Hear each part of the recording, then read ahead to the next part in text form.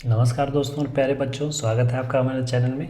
दोस्तों, पिछले वीडियो में हमने परफेक्ट नंबर्स, प्राइम नंबर्स और कंपोजिट नंबर्स के बारे में सीखा। आज के इस वीडियो में हम ट्विंस प्राइम नंबर्स और फिर इवन नंबर्स, ऑड नंबर्स उदाहरण के साथ देखेंगे। तो आइए दोस्तों शुरू करते हैं। सबसे पहले हम अभाज्य युग्म ट्विंस प्राइम नंबर्स के बारे में देखते हैं। प्राइम नंबर्स के बारे में हमने पिछले वीडियो में देखा। प्राइम नंबर्स उन संख्याओं को कहते हैं जिसके सिर्फ और सिर्फ दो गुणनखंड होते हैं, जैसे 2, 3, 5, 7, 11, 13, 17, 19। ये सब संख्याएं प्राइम नंबर्स हैं। यहाँ हमें अभाज्य युग्म ट्विंस प्राइम नंबर्स देखना है। ट्विंस प्राइम नंबर्स वैसे जुड़वा अभाज्य संख्याओं को कहते हैं जिनके मध्य केवल एक भाज्य संख्या होती है। इसे अगर परिभाषा के रूप में देखें तो वैसे अभाज्य संख्याओं के जोड़े जिनके बीच केवल एक भाज्य संख्या होती है, उन संख्याओं को संयुक्त रूप से अभाज्य युग्म या ट्विंस प्राइम नंबर कहते हैं। जैसे 3 और 5 दोनों अभाज्य संख्या हैं और इनके बीच 4 है जो कि एक भाज्य संख्या है, तो 3 और 5 ट्विंस प्राइम कहलाएंगे।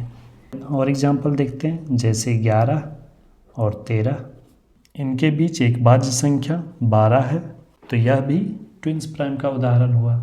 इसी तरह से ऐसे कई सारे ट्विंस प्राइम नंबर्स के उदाहरण हैं। दोस्तों, आप भी कमेंट में ट्विंस प्राइम नंबर्स के कुछ उदाहरण लिखकर बताएं। अब आइए दोस्तों सम संख्या इवन नंबर्स के बारे में देखते हैं। सम संख्या की परिभाषा देखें तो वैसी संख्याएं जो 2 से पूर्णतः विभाजित होती है, उन संख्याओं को सम संख्या कहते हैं। जैसे 4 2 से विभाजित है।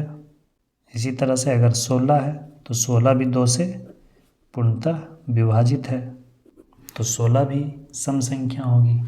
19 2 से पूर्णतः विभाजित नहीं है, तो 19 सम संख्या नहीं होगी, तो 19 विषम संख्या होगी।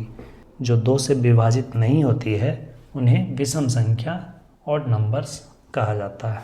इसे आसान भाषा में समझें तो जिस संख्या का इकाई अंक पर 0 या फिर 2 या 4 या 6 या फिर 8 हो, तो वह संख्या सम संख्या होती है। वह संख्या 2 से पूर्णतः विभाजित होती है। आइए विषम संख्या ऑड नंबर्स के बारे में देखते हैं। वैसी संख्याएं जो 2 से पूर्णतः विभाजित नहीं होती, उन्हें विषम संख्या कहते हैं। जैसे उदाहरण के लिए देखें तो 7 2 से विभाजित नहीं होती है, तो 7 क्या है? 7 एक विषम संख्या हो गया। 9 भी 2 से विभाजित नहीं होगी, तो इसलिए 9 भी विषम संख्या है। यहाँ पर एक बात ये ध्यान दीजिएगा कि यह ज़रूरी नहीं है कि विषम संख्या अभाज्य संख्या हो। 9 एक विषम संख्या जरूर है, लेकिन 9 एक भाज्य संख्या है क्योंकि वह 3 से पूर्णतः विभाजित होती है। तो इसलिए विषम संख्या होना अलग बात है और एक अभाज्य संख्या होना अलग बात है।